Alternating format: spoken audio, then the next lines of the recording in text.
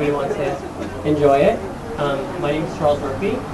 I recently joined the board about 8 months ago, and a lot of work has been done in those 8 months. We have brought forth our very first Pride Guide, the fact that we're going to have floats this year, but today we're here to raise the Pride flag and the trans flag. In fact, last year was the first time ever that in Canada that we actually raised a trans flag. All right.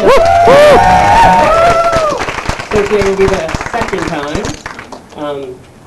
And I guess we're all wondering why we're here. Well, we're here because we support our LGBTQ brothers and sisters.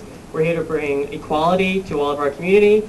And it's important to come together as a group and actually show that we're proud of who we are and what we've accomplished in this year and the years before and the years to come. And right now, I guess I'll let our lovely mayor come and say a few words on our behalf. Right. Well, thank you very much. And those of you who were here last year must remember how deadly hot it was here on this deck last year. And whoever conceived of putting the podium this way made a really good decision, because last year it was this way. And remember, the sun beat down on all of us, and we were boiled, let's put it that way.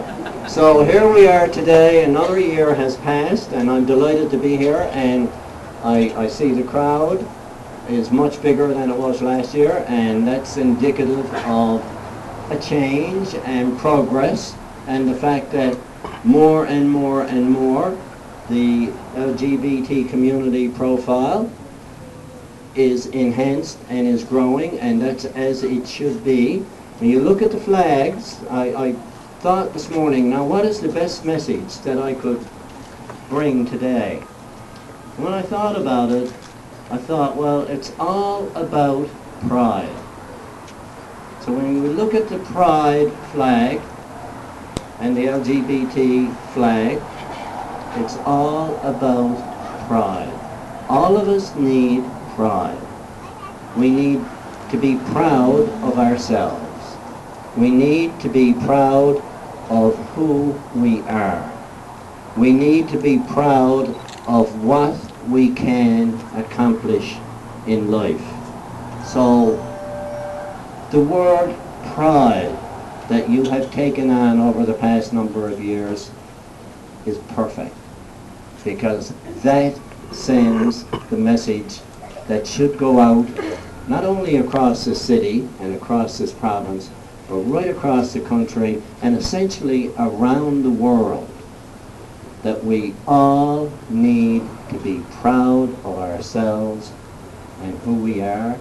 And we can only achieve that if we are there for each other, if we are there to help each other, if we are there out of genuine concern for the welfare of ourselves as human beings.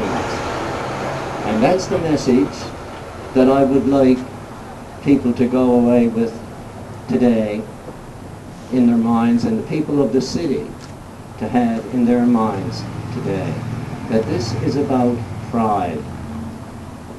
All of us being proud of who we are and what we can accomplish in life. So I'm delighted to be a part of that. I'm proud of myself, and I'm proud of you. And if we...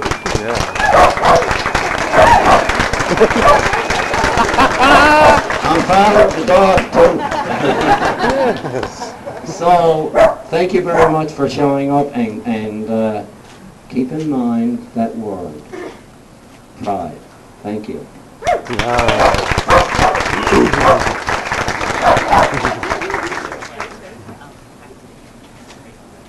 All right, we're going to raise the flag and then more speeches there, okay? Yeah. Sure. Well, let's all raise. Get in there, doggy. Get the dog in there. Just frothing on.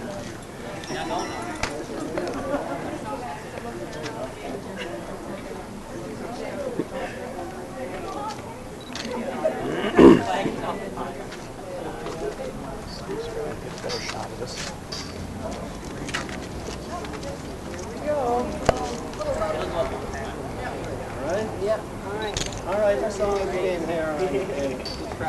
Yeah, each grab.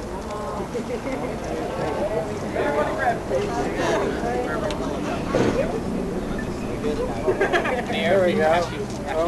Last time we raised the flag here a little while ago, and I had a lot of kids who were here to help me raise the flag. So half of the kids and I tugged on this one. The other half tugged on that one. Yeah, and you went nowhere. The flag didn't go anywhere. And it took us a few minutes to figure out why. All right, here we go. Here we go. Woo! Woo! Woof, woof, woof. Right.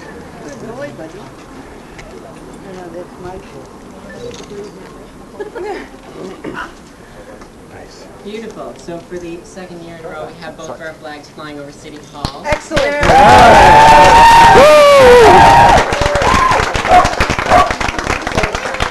These past few years have been pretty formative for the trans community in our province.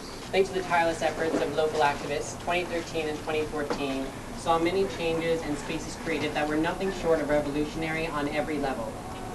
Radical trans activists, their community partners, their allies helped organize 3 health conferences, 2 given by Rainbow Health Ontario, and 1 given by Dr. Jamie Feldman. We also saw the first Trans Week of Awareness in Action, which was hosted right here at City Hall, in which another trans flag was raised over our City Hall. The Trans Needs Committee as well has also given numerous presentations educating the Department of Justice, the NLTA, just to name a few. This growth in awareness and political action created the climate necessary for MHA Jerry Rogers, on my left there, to pass an amendment to the Human Rights Act in help with the parties, speakers, and other ministers. Now offers legal protection on the basis of gender identity and gender expression in this province. Trans activists has also come together in fellowship, creating spaces such as the Trans Support Group at MUN, as well as Speak Out NL, which caters to survivors of sexual abuse. The importance of these spaces cannot be overstated. This account, of course, is by no means exhaustive of the work being done in Newfoundland and Labrador by trans people and for trans people. The work that they do is endless and infinitely inspiring. The work that we have done continues to give each other life, enables us to see each other, and allows our voices to be heard alongside of the mainstream politics that often forget us. As we put ourselves out there and our discussions continue, we hope to inspire and galvanize our trans siblings and gender diverse siblings to join us in the work and contribute their experiences to our diversity. With your help, we can make it better. Thank you.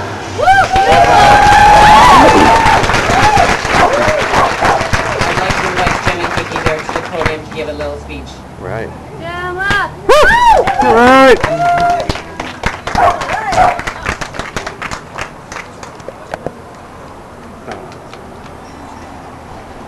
Wow. What a pride so far. What a great kickoff. Congrats to the Pride Committee. A round of applause, everybody. And I really just want to say to the trans people that are part of our community, I really feel like you've really moved the gay community ahead in so many ways. So Right. thank you for being a part of this community. I'm very proud of you.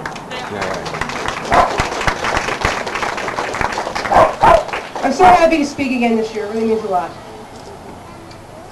When I was 5, I thought a ghost lived in my closet. My mother had to turn the hall light on when she put me to bed at night because I thought the light would drive it away. Soon after, I realized there were no such thing as ghosts. Funny thing though, when I was 15, another ghost of sorts haunted me. But this time, I was the one hiding in the closet. And I can tell you with absolute certainty, when I came out, the light did drive that ghost away. We all have closets that we need to come out of, secrets we keep inside because we're afraid or ashamed. We convince ourselves that people won't love us anymore if we tell them that we're broken or that we're hurting in ways they can't even imagine. But that's not true. Last week, I came out of another closet. I told the world that I was a survivor of clergy sexual abuse. And you know what? No one stopped loving me. I may have been broken, but I have put the pieces back together. I am no longer haunted because I am letting my light shine. Right.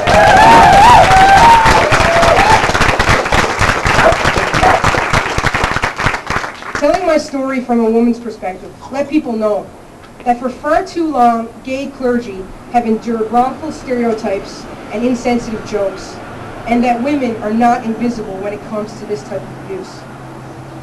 This Thursday, July 17th, a number of brave youth will tell their stories at the LSPU Hall during the production of the Queer Monologues. For the Love of Learning is delighted to open the Queer Theater Festival again this year, and I'm pleased to announce that the monologues have been published by Breakwater Books and will be available for purchase after the show. All right. I'm proud of the inspiring youth who have worked so hard during the past few months and who've contributed by writing stories as well. Robin, Riley, Katie, Nathan, Jude, Josh, Renee, Courtney, Tara, Paul, Noah, Aaron, Amy, and Phil. I want to thank you for sharing your stories. If you change one person, you can change the world. Thank you.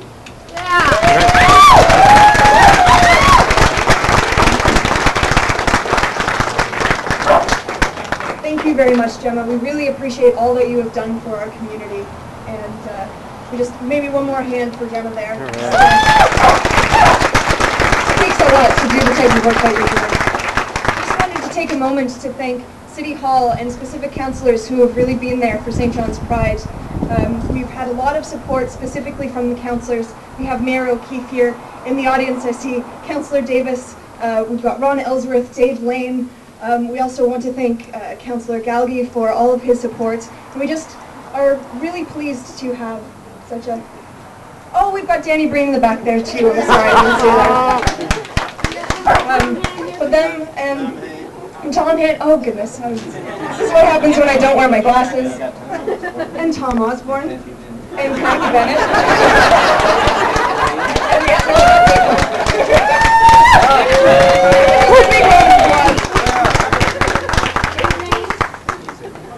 so maybe just a general round of applause for all the councillors and all of our politicians who are working really hard to support our Pride. Thank you very much. And now I'd like to call Walsh forward to give a few words to you. All right.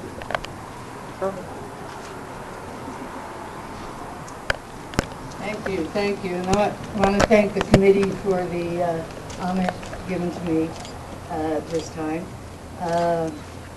Wow.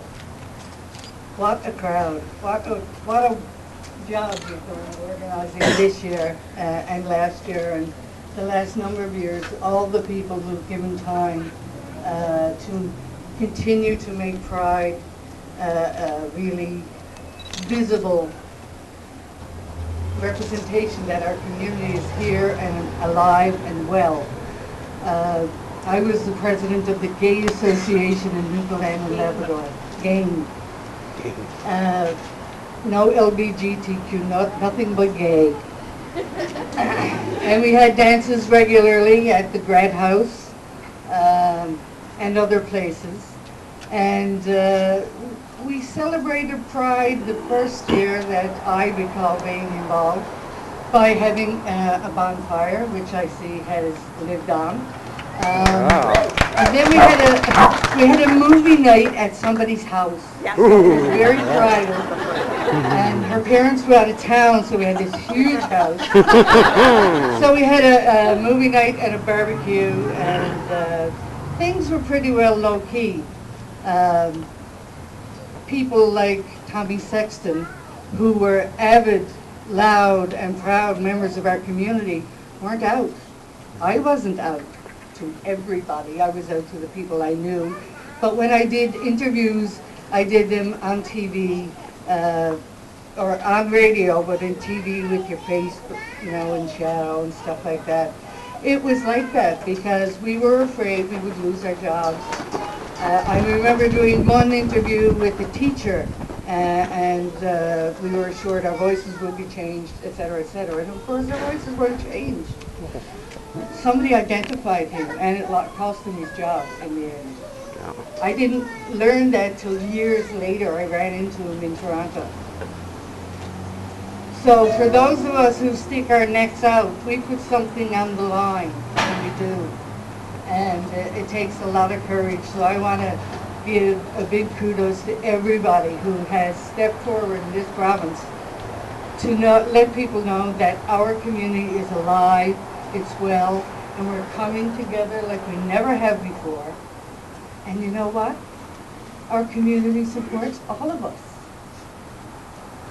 I was reflecting the other day that it's 10 years ago, this winter solstice, 10 years ago, we won equal marriage in this province. Can you imagine?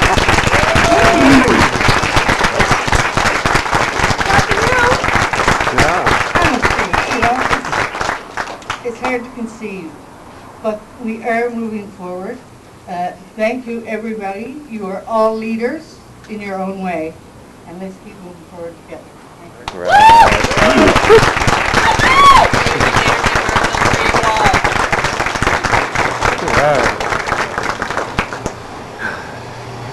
Thank you, Tree. Tree actually won this year the one of the 4 community leadership positions, and I'd also like to call now Ailsa Craig, another community leadership marshal for 2014.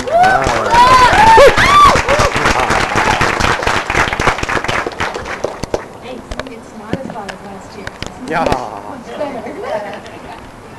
It's such an honor, and I'm really just so chuffed to be one of the community leadership marshals for this year, along with Rob Sinnott, Tree Walsh, Ailsa Tella, and our wonderful Grand Marshal Sue Rose.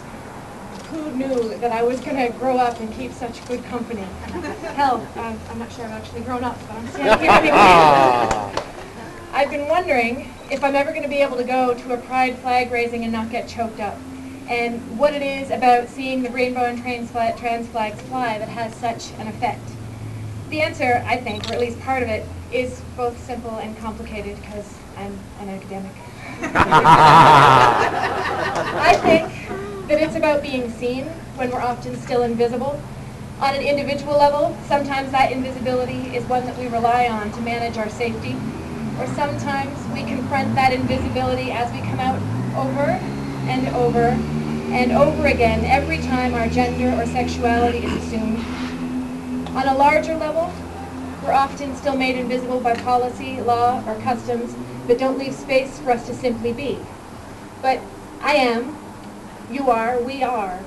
And raising the flags is about making public space for LGBT lives and communities. It's about acknowledgement. I'm here, we're here.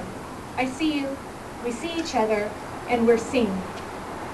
When the flags fly, our communities and lives are acknowledged, no matter where we are in our personal journeys.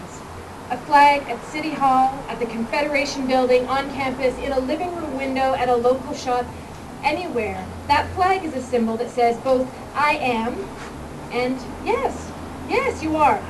There's space for all of us. Raising the flags is a way to acknowledge our strengths, our struggles, our diversity, our work, and our joys. Thank you to the Pride Committee and to all of our community for all of this. Here's to this year's Pride and all the Pride Weeks that have come before and led us to here, and to the paths that it will bring us to all the Pride Weeks still yet to come.